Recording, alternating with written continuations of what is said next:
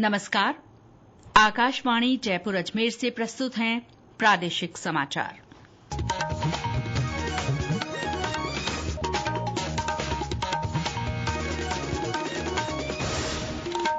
मुख्य समाचार। मुख्यमंत्री भजनलाल शर्मा ने कहा, सेवा पखवाड़े के तहत प्रदेश में 4000 से ज्यादा ग्रामीण सेवा शिविरों के माध्यम से हजारों लोगों को राहत दी गई। केंद्रीय संस्कृति और पर्यटन मंत्री गजेंद्र सिंह शेखावत ने नई तकनीक और आर्टिफिशियल इंटेलिजेंस के दौर में सांस्कृतिक विविधता के संरक्षण पर जोर दिया। महाअष्टमी पर्व आज प्रदेश के देवी मंदिरों में विभिन्न आयोजनों के साथ मनाया जा रहा है और राज्य में अचानक मौसम बदलने से कई स्थानों पर तेज बारिश। समाचारों के साथ मैं शीला चावला और अब समाचार विस्तार से। मुख्यमंत्री भजनलाल शर्मा ने कहा है कि सरकार युवाओं के भविष्य को लेकर गंभीर है और अब तक 91,000 से अधिक नियुक्ति पत्र वितरित किए जा चुके हैं। श्री शर्मा ने आज ब्यावर जिले के जैतारण में सेवा पखवाड़ा के तहत आयोजित कार्यक्रम को संबोधित किया। श्री शर्मा ने कहा कि सेवा पखवाड़े के तहत अब तक 4121 ग्रामीण सेवा शिविर आयोजित हुए हैं, जिनसे हजारों लोगों को राहत मिली है। उन्होंने जैतारण से 300 करोड़ रुपए के विकास कार्यों का लोकार्पण और शिलान्यास भी किया। मुख्यमंत्री ने कहा कि उनकी सरकार ने जनता से किए गए सभी वादों को पूरी निष्ठा से पूरा करने का संकल्प लिया है।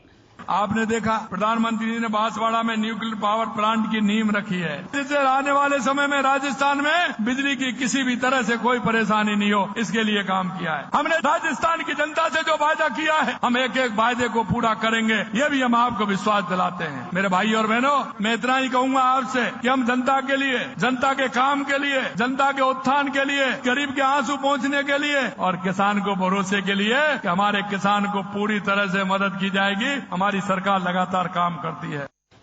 सेवा पखवाड़ा के तहत आज हनुमानगढ़ में जिला स्तरीय कार्यक्रम आयोजित किया गया। इसमें पूर्व कैबिनेट मंत्री डॉक्टर रामप्रताप चौधरी शामिल हुए। प्रधानमंत्री नरेंद्र मोदी के नेतृत्व में सरकार सेवा और सुशासन के मंत्र के आधार पर परिवर्तन और प्रगति के लिए अथक प्रयास कर रही है। सेवा पर्व श्रृंखला में आज हम आपको मोदी सरकार द्वारा शिक्षा क्षेत्र में किए गए सुधारों के बारे में बता रहे हैं।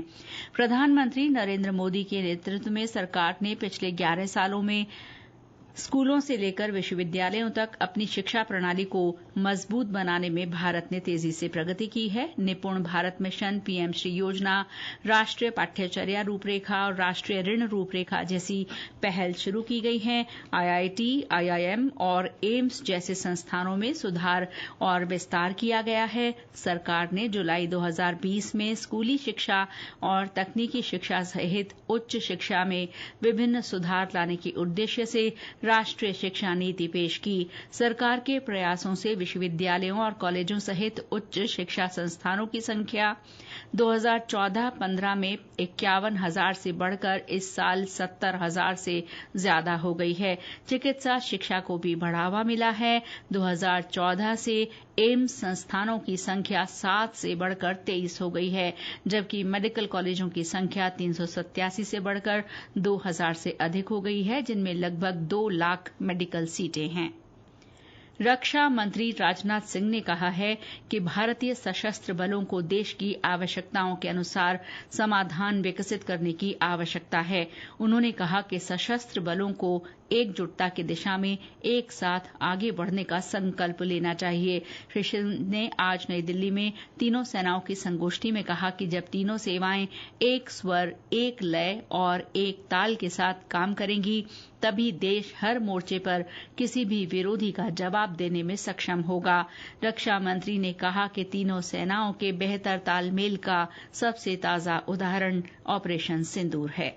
यह ऑपरेशन इस बात का प्रमाण है, जब हमारी सेनाएं आपस में मिलकर काम करती हैं तो उनकी कंबाइंड स्ट्रेंथ कितनी बढ़ जाती है, यानी बड़ी से बड़ी चुनौती का भी मुकाबला करने में वह सक्षम हो जाती हैं और उस चुनौती पर विजय प्राप्त करती हैं।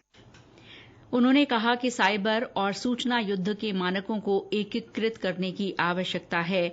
इस संगोष्ठी में प्रमुख रक्षा अध्यक्ष जनरल अनिल चौहान, वायुसेना प्रमुख air chief marshal Amarpreet Singh और नौसेना प्रमुख एडमिरल दिनेश के त्रिपाठी भी उपस्थित थे।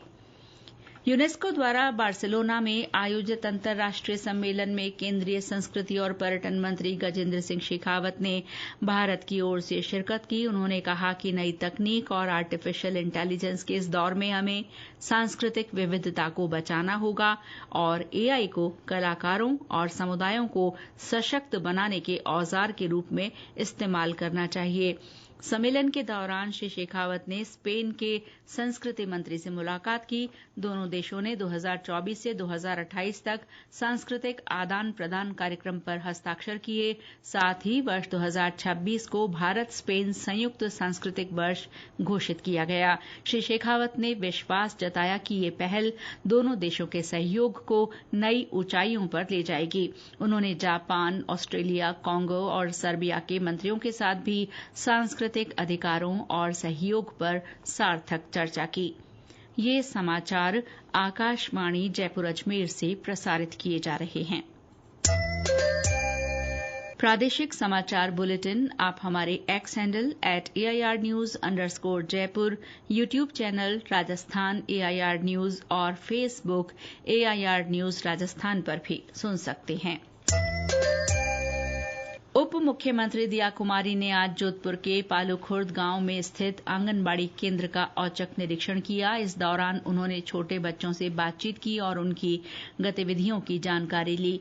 उन्होंने केंद्र की कार्यकर्ताओं से बच्चों को उपलब्ध कराई जा रही सुविधाओं, पोषण युक्त भोजन और उसकी गुणवत्ता की समीक्षा की। दिया कुमारी ने कहा कि सरकार बच्चों के समग्र विकास के लिए प्रतिबद्ध है और आंगनबाड़ी केंद्रों को और अधिक सशक्त बनाने के प्रयास किए जा रहे हैं।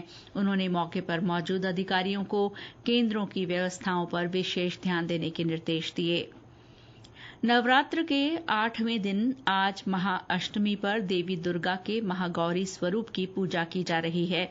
इस अवसर पर राष्ट्रपति द्रौपदी मुर्मू, प्रधानमंत्री नरेंद्र मोदी और केंद्रीय गृह मंत्री अमित शाह ने देशवासियों को शुभकामनाएं दी हैं। प्रदेश भर के देवी मंदिरों में भक्तों का सैलाब उमड़ पड़ा। प्रसिद्ध शक्तिपीठों और मंदिरों में धार्मिक अनुष्ठान, पूजा अर्चना और यज्ञ कुंडों में आहुतियों का दौर जारी रहा। डूंगरपुर के आशापुरा और बिजवा माता शक्तिपीठ, बाड़मेर के वीरातारा स्थित वाकल माता सहित कई स्थानों पर दर्शनार्थियों की लंबी कतारें लगी रहीं। पाली मुख्यालय स्थित करणी माता मंदिर में भक्तों द्वारा कन्याओं को भोजन करवाया गया। करौली जिले के कैला देवी मेले में चल रहे शारदीय नवरात्र मेले में दुर्गाष्टमी के मौके पर आज राजस्थान के अलावा कई अन्य राज्यों के हजारों श्रद्धालुओं ने दर्शन किए। दुर्गाष्टमी के मौके पर आज उत्तर भारत के प्रसिद्ध शक्तिपीठ कैला देवी में श्रद्धालुओं की भारी भीड़ उमड़ी। सुबह से ही भक्तों की लंबी कतारें लगी रहीं और चारों ओर लांगुरिया गीतों की धूम से मंदिर परिसर भक्ति में बना रहा। दोपहर बाद अचानक हुई तेज बारिश और ठंडी हवाओं के बावजूद श्रद्धालुओं का उत्साह कम नहीं हुआ। बारिश के दौरान भी भक्तों ने माता के दर्शन जारी रखे और भक्ति में कोई कमी नहीं आई। रंग बिरंगे परिधानों में सज धज कर आए महिला और पुरुष श्रद्धालु भक्ति रस में झूमते नजर आए। जिला प्रशासन मंदिर ट्रस्ट ने सुरक्षा और व्यवस्थित दर्शन के लिए व्यापक इंतजाम किए। पुलिस और सुरक्षा कर्मी प्रमुख मार्गों और भीड़ वाले क्षेत्रों में तैनात रहे। बाकी बिहारी शर्मा, आकाशवाणी समाचार, करौली। प्रदेश में कल से समाज कल्याण सप्ताह शुरू हो रहा है। इस सप्ताह का उद्देश्य कमजोर वर्गों और अन्य वर्गों के कल्याण तथा अधिकारों के प्रति जन चेतना लाना है। कल पहले दिन वृद्ध जन दिवस मनाया जाएगा। जयपुर में जिला प्रशासन की ओर से वरिष्ठ नागरिकों को सहायता उपकरण वितरित किए जाएंगे। सक्षम जयपुर अभियान के तहत जामडोली स्थित सामाजिक न्याय संकुल में शिविर लगेगा। इसमें राष्ट्रीय वयोश्री योजना के तहत व्हील चेयर, श्रवण यंत्र समेत अन्य उपकरण दिए जाएंगे। वहीं सवाई माधोपुर में भी वृद्धजनों के लिए विशेष कार्यक्रम होंगे, जिनमें पेंशन स्वीकृति, सम्मान, चिकित्सा जांच और वृद्धाश्रम में आवश्यक वस्तुएं उपलब्ध कराना शामिल है। प्रदेश के वन्यजीव अभयारण्यों में नया पर्यटन सत्र कल से फिर शुरू हो रहा है। पाली जिले के जवाई बांध वन्यजीव अभयारण्य में कल से जीप सफारी और पर्यटकों की आवाजाही फिर शुरू हो रही है। वन विभाग और पर्यटन व्यवसायियों की ओर से इसके लिए विशेष तैयारियां की गई हैं। इसी तरह सवाई माधोपुर के विश्व प्रसिद्ध रणथंभौर राष्ट्रीय उद्यान में नए पर्यटन सत्र के लिए देशी विदेशी पर्यटकों का पहुंचना शुरू हो चुका है। मानसून के बाद जंगल का मनोरम दृश्य देखने और टाइगर सफारी का रोमांच महसूस करने के लिए पर्यटकों में खासा उत्साह है। होटल, रेस्टोरेंट, ढाबे नए कलेवर और साज सज्जा के साथ पर्यटकों के स्वागत के लिए तैयार हैं। रणथंभौर रोड 3 माह बाद फिर से पर्यटकों की रौनक से गुलजार हो उठा है। बाघों के दीदार के लिए बड़ी संख्या में देशी विदेशी सैलानी पहुंच रहे हैं। 2 अक्टूबर से सभी 10 जोन खुलने तथा अवकाश के चलते पर्यटकों की भारी भीड़ जुटने की संभावना है। वन विभाग की ओर से एक पारी में 146 वाहनों के जरिए करीब 1500 पर्यटकों को भ्रमण की अनुमति होगी। 3 माह बाद बाघों के दीदार को लेकर सैलानियों और पर्यटन व्यवसायियों में खासा उत्साह देखा जा रहा है। सतीश वर्मा, आकाशवाणी समाचार, सवाई माधोपुर। प्रधानमंत्री नरेंद्र मोदी की जीवनी पर आधारित फिल्म चलो जीते हैं से लोग प्रेरणा ले रहे हैं। अजमेर में फिल्म देखने के बाद एक दर्शक ने अपने विचार कुछ इस तरह प्रकट किए। जो हमने नरेंद्र मोदी जी का बचपन नहीं देखा था, आज इस डॉक्यूमेंट्री के माध्यम से हमें जानकारी मिली और बहुत अच्छा लगा डॉक्यूमेंट्री देखने के बाद। और मैं चाहूंगा कि किसी ने नहीं देखा जरूर देखे। हमारे युग पुरुष जो कि आज देश को कहां से कहां लेके गए हैं, और मैं तो ये कहूंगा हमारा देश एक दिन नरेंद्र मोदी जी के नेतृत्व में नंबर 1 होगा। बालोतरा जिले में आज एक बड़े सड़क हादसे में 3 लोगों की मृत्यु हो गई और 25 लोग घायल हो गए। ये दुर्घटना बाड़मेर जोधपुर राष्ट्रीय राजमार्ग पर बांगुड्डी के पास एक कार और बस की टक्कर से हुई। टक्कर के बाद बस पलट गई। इस हादसे में कार में सवार एक ही परिवार के 3 लोगों की मृत्यु हो गई। वहीं बस में सवार 25 यात्री घायल हो गए, जिनमें से 10 गंभीर घायलों को इलाज के लिए जोधपुर भेजा गया है। और अब मौसम। प्रदेश में अचानक मौसम बदलने से कई स्थानों पर तेज बारिश हुई है। इस बारिश से लंबे समय से पड़ रही उमस भरी गर्मी से लोगों को राहत मिली है। जयपुर में मूसलाधार बारिश हुई, जिससे कई जगह पानी भर गया। सिरोही, धौलपुर, श्रीगंगानगर और करौली में बारिश से तापमान में गिरावट आई है। धौलपुर में सड़कों पर पानी भर गया। मौसम विभाग के अनुसार आज शेखावाटी क्षेत्र सहित जयपुर, भरतपुर, अजमेर, जोधपुर और बीकानेर संभागों में मेघ गर्जन के साथ बारिश की प्रबल संभावना है।